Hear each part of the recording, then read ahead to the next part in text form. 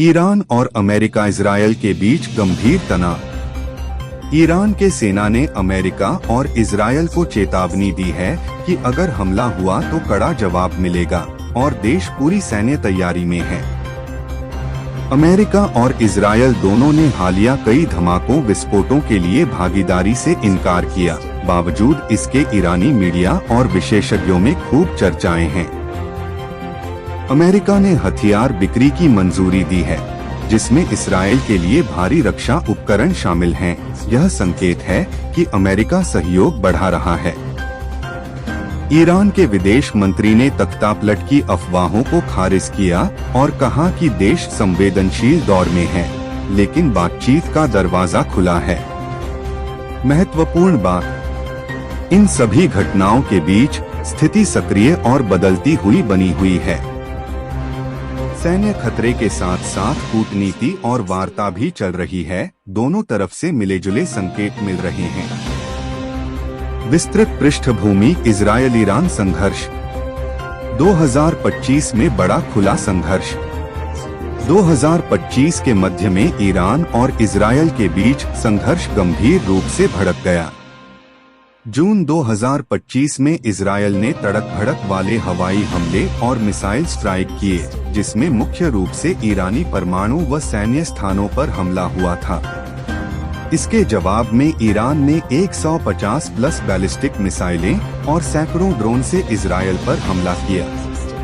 संघर्ष के बीच अस्पतालों और नागरिक इलाकों पर भी मिसाइलें गिरी, जैसे सोरोका अस्पताल पर मिसाइल हमला, जिससे भारी नुकसान हुआ। युद्ध की समाप्ति और समझौता। 24 जून 2025। दोनों देशों के बीच एक 12 दिन का खुला युद्ध और भारी तबाही के बाद सीज़फायर आग रोक समझौता हुआ। यह समझौता यूएस और कतर के मध्यस्थता प्रयास से लागू हुआ। हालांकि युद्ध रोका गया, दोनों देश आपस में आरोप प्रत्यारोप जारी रखे। विकिपीडिया। मानव हानि और परिणाम। रिपोर्टों के अनुसार इस संघर्ष में ईरान में लगभग 1000 से ऊपर लोगों की मौतें और सैकड़ों घायल हुए। इजरायल में घायल और मारे गए नागरिकों की संख्या भी दर्ज हुई। ईरान और अमेरिका के बीच तनाव बहुत बढ़ गया।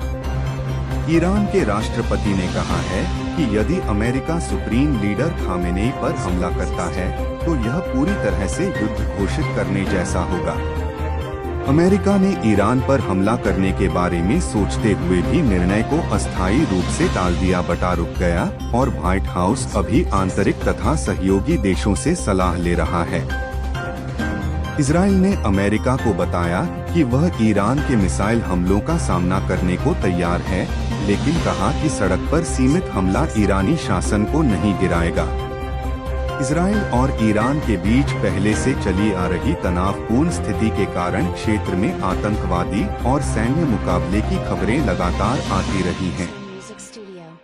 हालांकि अभी कोई नया खुला युद्ध शुरू नहीं हुआ है। दोनों पक्षों के बीच जोखिम बहुत उच्च है। अरब देशों ने भी कहा है कि संयुक्त हमलों से बढ़ते तनाव को धीरे धीरे कम करना चाहिए। 4 अमेरिका का रोल, चुनौती और दबाव।